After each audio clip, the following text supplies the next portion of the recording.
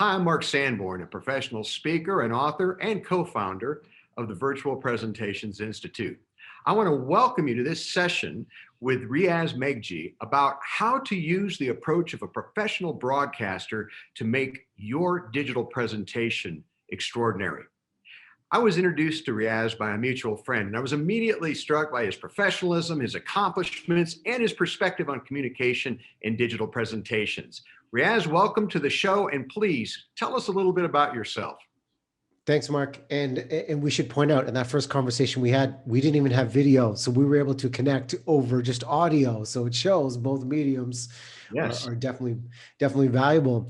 Yeah, it's great to be with you. And for me, and the contribution that I can share with you, the viewer watching us right now, is that for 17 years, I've been a television broadcaster, interviewing athletes, celebrities, philanthropists, and really understanding the ins and outs of how to connect through the camera. And much like you, I've had the chance to be a keynote speaker as well, focusing on human connection, and just finished writing the book, Every Conversation Counts, the 5 Habits of Human Connection that really create extraordinary relationships. And we also did a deep dive on how to connect in the virtual world, which is a great question we all have right now in the space we're in. You know, that's interesting because the most commonly asked question I get in my work is, I learned how to connect in person, but how do I connect and build relationships virtually? So we're definitely going to key off your new book and ask you to share a little bit of what you found there. What I want to really focus on to begin is this idea you have that all bosses have become broadcasters. And I think that's such a genius way to look at what the digital world has done to how we present. Please tell me what you mean by that. We're all in this live arena now. We all have this new choreography of connection through the camera. And it's an opportunity for all of us to look at, okay, how are we going to establish our message, but more importantly, make an emotional connection through a camera?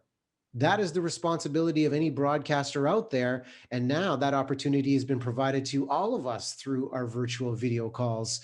And if we look at the simple premise of a meeting that we used to all have in a boardroom, physically sharing the space, this choreography has changed because we can't read the cues we used to be able to read. And whoever is running that meeting, whoever is that leader, you have now become the showrunner. What is that agenda? What is that outline? This isn't one person speaking for 30, 40 minutes. If your goal is to not only capture, but keep people's attention, this truly is a broadcast now. And I give the example to any team I'm working with or team I'm coaching of, think of a 6 o'clock newscast. You don't see one anchor start the broadcast and then take you through the entire hour. There's a rundown of the anchor introducing some stories, throwing to a reporter, or sharing and rotating that power, creating a more engaging experience. And as we all know, through television and through social media, it's no longer a one-way medium. It's always two-way interaction. And that's what we really need to hone in on as so-called broadcasters in the virtual space. You remind me that there are people who think because they're a good writer, they can be a good speaker and a good consultant and a good coach. Now, maybe the messaging is the same, but the mediums are very different. And I think a lot of people who were used to presenting in person, whether they were in sales or customer service tech support or bosses in their organization, thought, well, I'm just going to do what I did when I had my Monday morning staff meeting, only I'm going to do it with Zoom or GoToMeeting or Microsoft Teams. And they found out that it's a really different medium. What are the things that people really need to know in short order to shift their thinking, not from their messaging? Their messaging probably hasn't changed, but how to use this medium to be a good broadcaster and not a half-baked broadcaster? The biggest tip and approach that I would suggest, given this question, is less information, more emotion. That's what makes a great presenter when they're on the stage. And if you're thinking, well, how do you do that when we're working in a virtual space with the camera, is really listening to the audience first. And that listening could begin before the meeting actually starts. One of the keys I always love to do is, if I'm presenting for a group, and if this is a high stakes sales presentation, I'm doing everything I can to not only talk to the event organizer beforehand, but interview 2 or 3 key leaders, key voices that will be in that audience, so I can personalize the message. I can extract stories from them of what their priorities are. Because a traditional presenter, we're coming in with the agenda of here are the great features that we want to present to you today. But in virtual, we know the audience, if they're not engaged immediately and frequently, they'll fall into a passive mode. So my goal is to extract as much information before we even begin the presentation, and then start the presentation with a question, a flash poll. So I show them immediately, I'm listening to you, and immediately I'm activating you. And if we want to continuously establish and then continue that emotional connection, how we change the pace often. Like I won't go longer than 7 to 10 minutes of presenting some sort of material and then engaging the audience once again, bringing them up on camera, hearing their audio, making them feel a part of the conversation. That's the big difference here of the immediacy of seeing them, as opposed to doing a traditional presentation that was 30, 45 minutes with the sage from the stage. It's more about pointing that focus forward to the audience and bringing them into the experience with us. Well, you struck on so many things that I want to go a little deeper with. One being the idea that it's harder to engage in a digital presentation. It's not harder, it's just different. And that was a mindset that I had to overcome, because I could walk out into an audience and have a lot of fun, bantering back and forth. And the reality is, I don't do it the same way, but I can still banter back and forth. And this idea, I once heard, and maybe it's one of those urban legends, but I don't think it is, that even in a scary movie, there's usually a laugh or a relief point every 6 or 7 minutes, because people can't be scared for 2 solid hours without it draining them and turning it into an unpleasant experience. And the other thing is this whole idea of preparation. That was true in the stand in front of the audience world, as true as it is in stand in front of the screen audiences, because people want to know and be known. And no matter how much you know, if they don't think you know them, you've instantly disconnected yourself from engaging and keeping their attention.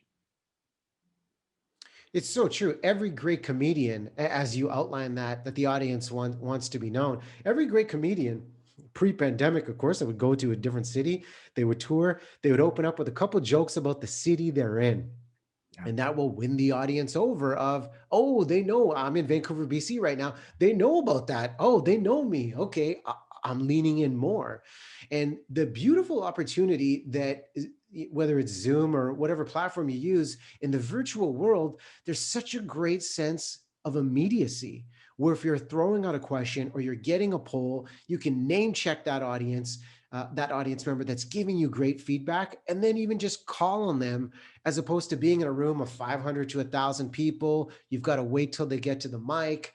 Here, there's such a sense of immediacy to just call on them. Hey, could we get Mark up on camera? I love this comment. Look, I'm reading your comment in the chat box. Articulate this more for me. And then the audience knows at any point, you, Mark, the presenter, or myself could call upon them, so they're in ready mode. And Well, that's the difference. Because if we're watching somebody on stage, our eyes are like following them across, and that physicality of the gesturing, that keeps intrigue. But here, we're locked in a stationary mode where if I'm looking straight ahead, I'm fully aware it's so easy for the audience to fall dormant, and it's on me to continuously keep them on their toes, keep them ready of, hey, I could come to you at any time. Well, I so agree. And you can combine preparation with engagement. For instance, if you cold call someone, you always have the slight risk they all of a sudden leave the meeting or won't turn their camera on. So I like to get 2 or 3 people I'm going to engage, get their permission, and give them a chance to prepare. I tell them what I'm going to talk to them about. And once 1 or 2 people do that, it breaks the ice for the other people who weren't in advance told that they might need to participate. I want to shift gears a little bit, because I know we have a lot to cover, but you talk about the difference between an outline and an agenda. If you're an onstage speaker, or even for that matter, a sales professional, we make fun of the old 3 points in a poem, right? You start, you make your 3 points, you do a dramatic conclusion, and that's the end of the presentation. But you've got to think about it a little differently in broadcast, don't you? Yeah, and it really hones in on the idea of sharing and rotating power. And to that point, of you talking about questions, about planting them beforehand. Any good press conference, the organizer is going to say, I'm coming to you three first, and then we're going to roll through, because it breaks the barrier of who's one going to go first. And then two, creates an element of psychological safety of, okay, they're going to field the questions. They want to hear from us. So this notion of what we're doing virtually is, yeah, you may have an agenda, but the importance of just pivoting from the original plan. You outline what people are going to cover. They know what their outcomes are going to be. But the beautiful space of what we're doing here is empowering. If you have a sales team of 6 people, empowering them all. Each of you are going to present for 2 minutes. I'm going to bat lead off. I'm going to anchor this. Then I'm coming to you. Everybody's in ready mode because they know they're contributing. Cameras are on. They're ready to go. But there may be, and this is the beautiful part of a broadcast interview that's live or a virtual call that's live, is that there may be a great piece of insight or response from the audience. And then there's the opportunity to say, that was our agenda, but here's the priority of what our client or audience is saying. And we're going to navigate that response and that emotion to see where how, we could serve them. And Riaz, that takes a depth of expertise, because I think a lot of speakers know just what they plan to present. And when someone goes off course or asks a question they weren't prepared for, they freeze. And when you're afraid that might happen, you don't do it. I was so surprised early on. I thought, back in March of 2020, I better figure this out pretty well. And it was a steep learning curve, but suddenly, it started to all come together. But I would get feedback from my audiences from these carefully crafted presentations about the key things they needed to do to lead during COVID and a crisis. And almost without exception, their favorite thing was the emotional close. And it wasn't an emotional close designed to manipulate. It was about someone who in his own life faced a tragedy far greater than any of us on this call today could have faced at this point. And that's what resonated. So I think it's about the emotion that you talked about, but it's about one other thing. And I know you're big on storytelling. So let's talk about how to do that digitally. Oh man, bang on. Always be storytelling. This notion of, if we're watching Netflix or any of our favorite streams and shows you get hooked on, it all comes down to a relatable and compelling narrative. And if we're presenting any type of information, what is the story behind it that somebody is going to care about? And if I'm asking or extracting stories from the audience, and I give you that example of doing that before the presentation, there are 3 areas I'm looking for if I'm interviewing somebody, pre-interviewing, and that's trials, transitions, and triumphs. All of these 3 have a component of emotion. The trials, when is the last time you did something for the first time? The transition, consider what we've all experienced during the pandemic, this transition. How has it affected us? How has uncertainty been a motivator for us, or been a huge challenge for us? And dive into that. And then obviously the triumph of someone that's overcome a great deal of adversity, give them the chance to share their blueprint, their moment of glory, or maybe their teaching point that the audience can gain from. Now, if we're the person that's presenting and thinking, well, what's the story I'm going to share? I always encourage people to consider, share your transformation. Start with the conflict, end with the change. And if you want people to cheer for your success, bring them into that struggle. Like, what did your life look like when you were losing, when your relationship fell apart, when you lost your job, when you hit rock bottom? And people will start to relate to the struggle and think, well, what did you do? What happened next? It's And so then interesting. Go ahead. But it just reminds me, speakers love to talk about what they do, travel on airplanes pre-COVID, lie by the pool at the Ritz. A lot of people fly once or twice a year, maybe. They don't stay at the Ritz. And I used to do this riff about, the service was so bad at the Ritz, I nearly ripped my cashmere sweater trying to get the wait person's attention. Well, the average person says, that's not my story. Great stories, I say, aren't my story or your story. They're our story. absolutely. And the story of struggle, when you look at basic needs of what people are dealing with right now, anxiety, job security, loneliness, isolation, bringing it down to that level of what these stories are will make this relatable experience, whether you're in person or you're virtual. But that realness and that emotion that we're conveying, is crucial in this. And then how we articulate the conflict of the high stakes we were up against with maybe the decision you had to make during COVID. Would the business survive? Would your family survive? Here's what we're up against health consequence wise. And then obviously the resolution and release at the end of, if you're going to share something with somebody, what's that takeaway that's going to serve their priority and make their life better? And that formula, I have found when people are conveying their stories, I'm drawn in. And if I'm sharing that story, I'm following that framework to understand how to serve the audience. Because to your point about, there are writers, there are speakers, there are also speakers that are givers and takers. And I find the writers are the great givers because they understand the power of word and just the power of insight of what's service to the audience. And one, it's emotion, two, it's service. And we can do that the best through storytelling. Yeah, I want to underline something that you've just alluded to, and that is a good story ends with a lesson. Whether it's the Bible or fairy tales or mythology, we didn't just tell the story for entertainment, although some stories are just entertaining, but it's either what you can draw out of their trial, because a lot of times people haven't reached any conclusions, but as a good communicator, you can listen to them and say, it sounds to me like you learned that even in your darkest moment, you had something else you could try, or whatever it may be. My friend Scott McCain and I often talk about the fact that people really don't care what we did, and they really don't even care what we learned. They want to know what they can learn from what we learned. And people are polite; they'll listen to a good story, but ultimately, it's when you can extract a lesson, and it's not about you. It's about, wow, I'm in the audience, and now I can go home after I heard you and do something about my life to make it better. Mm, yeah. I mean, we've all heard the line, what's in it for me? As soon as you start telling that story, we're going to make them laugh. We're going to give them some hope. We're going to hit them in the heart. Uh, but most importantly, the audience is going to be asking, how is this going to help me? And that's the important question any presenter can ask. How will I be able to help them so they have something not only to think about, but something they're going to do differently once they've heard you speak? Pre-COVID, we could ask the audience in person what they took out of our presentation, but we can still do that in the chat box.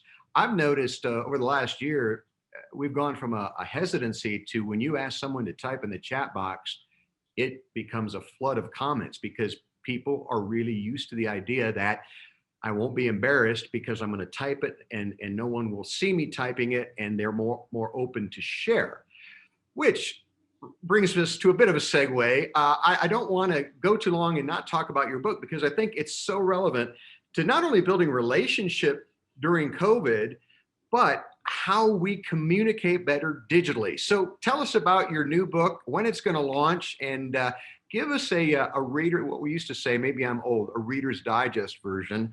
That means a summary of some of the key points that you think are most important.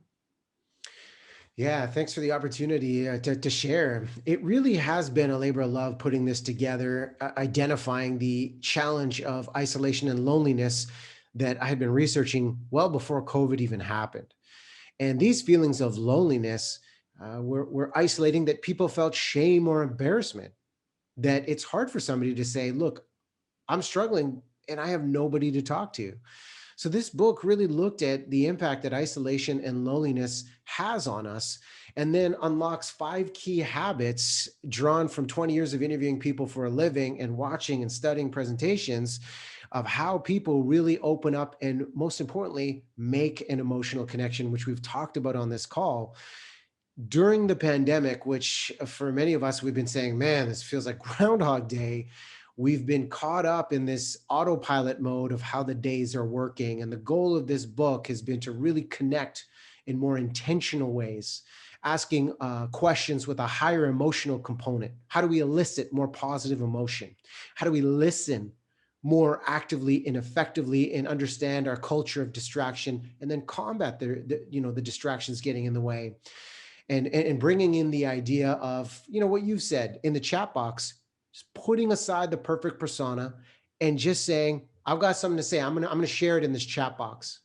We're breaking past that barrier of friendships and convenience now. And we're not having the experiences, Mark, we used to have, where we're traveling, we're doing something new. If we're having even a one-on-one conversation with somebody, this is stripped down to, how is your how mental health doing right now? These conversations are getting real. And the objective of this book was to navigate through loneliness and isolation and just have more meaningful conversations that will ultimately build these relationships that we need right now during this space. It's a timely book. Give us the full title. Every conversation counts, the 5 habits of human connection that build extraordinary relationships. Yeah, and I've seen the book, and I like how you simplify. You don't make it simplistic. People forget simplistic means overly simplified. But when you simplify something, you take a complex subject and you make it easy to understand. And in the case of your book, you make it easy to use. Um, I I think that it just struck me listening to you that one of the messages we can use when we are on a digital presentation is it's now easier for you to be heard than ever before. I mean, in a big group, you and I've spoken to 500, 1,000 or more people. People are able to be anonymous, and often they like that. But if they could comment in a way that didn't mean standing up, interrupting, or going to a microphone, they probably have an idea they'd like to share. Maybe we need to remind people, you know, not only can you be heard, we'd like you to be heard. Otherwise, it's going to be a talking head. Speaking of talking heads, again, I'm ADD. You were involved in MTV Canada, and when I said talking head, I thought of Max Headroom. You had to be in the early years of MTV. So, as a quick aside, what did you learn from that? That had to be a crazy experience. Well, it was nerve wracking because, the past for me, I didn't go to broadcast school. I was a finance grad from Simon Fraser University in Vancouver, where a leader saw something where I was just presenting on a stage and he said, "Don't become a broker, man. Explore the art of presentation. You have something to contribute." So through an internship, and you talk about storytelling, this is how, and I'm going to share this story because this is an important one of where we go post pandemic.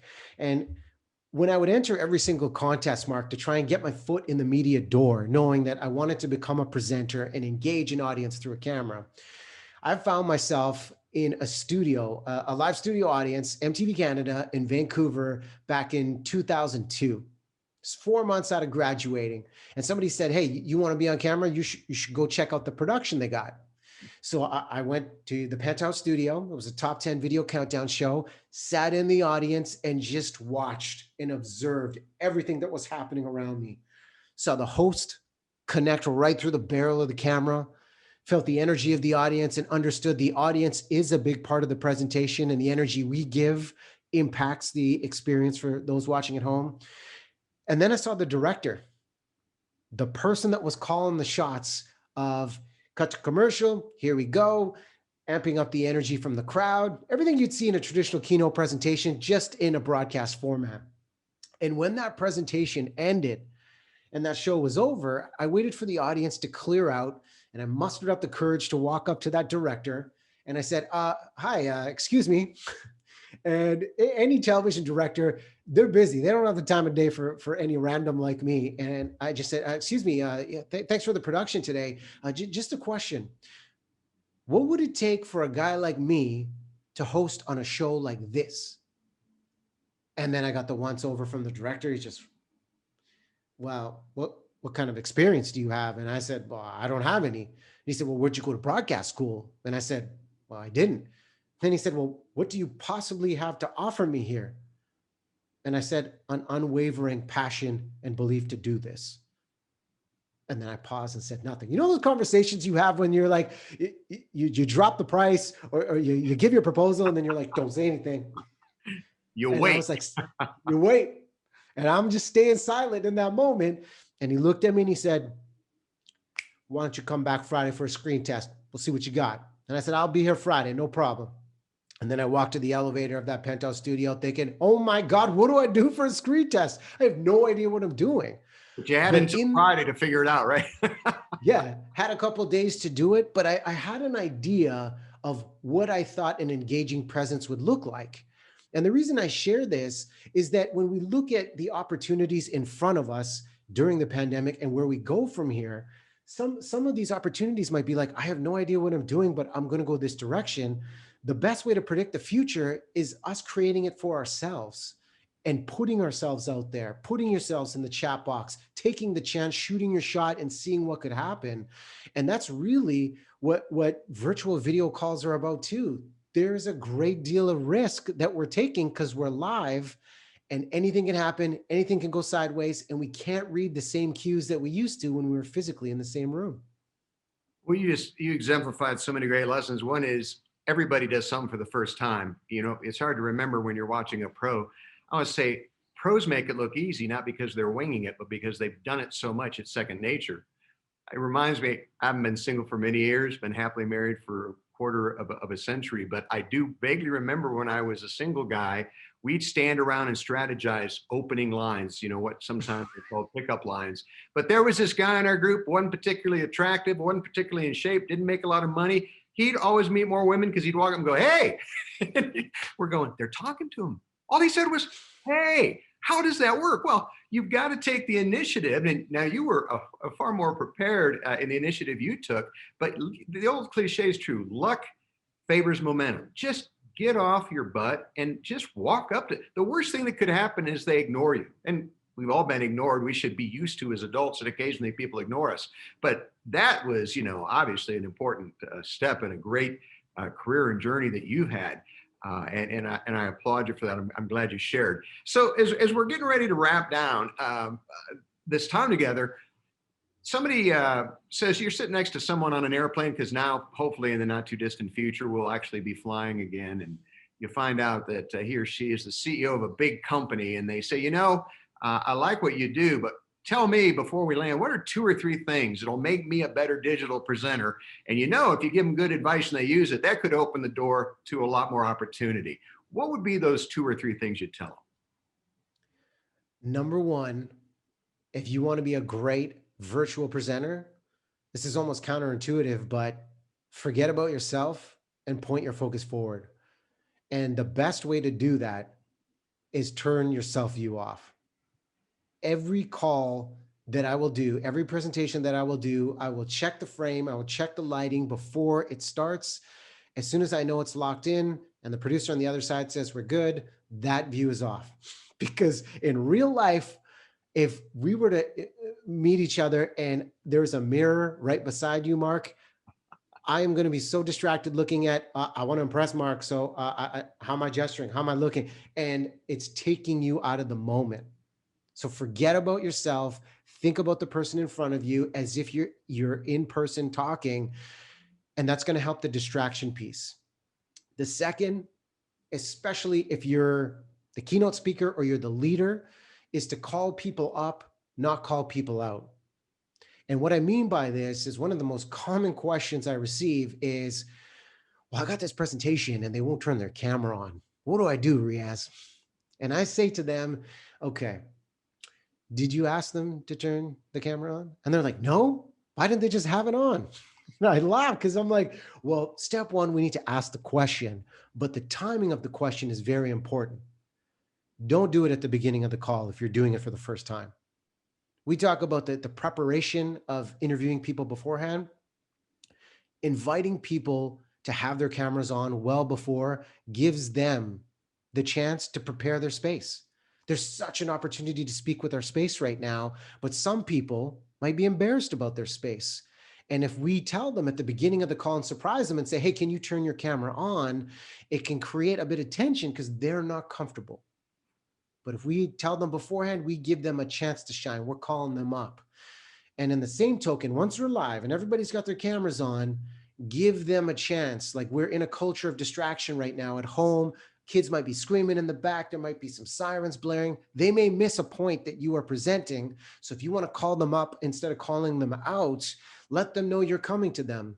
For instance, Mark, I'm going to answer these last 2 questions you've asked me, and then I'm going to come to you for the final word. Immediately, I've activated you in ready mode, giving you a chance to prepare and collect your thoughts. You know I'm coming. And then when I'm done, I'm coming to you. You have a chance to succeed. Yeah, So that's if we're calling digital teamwork.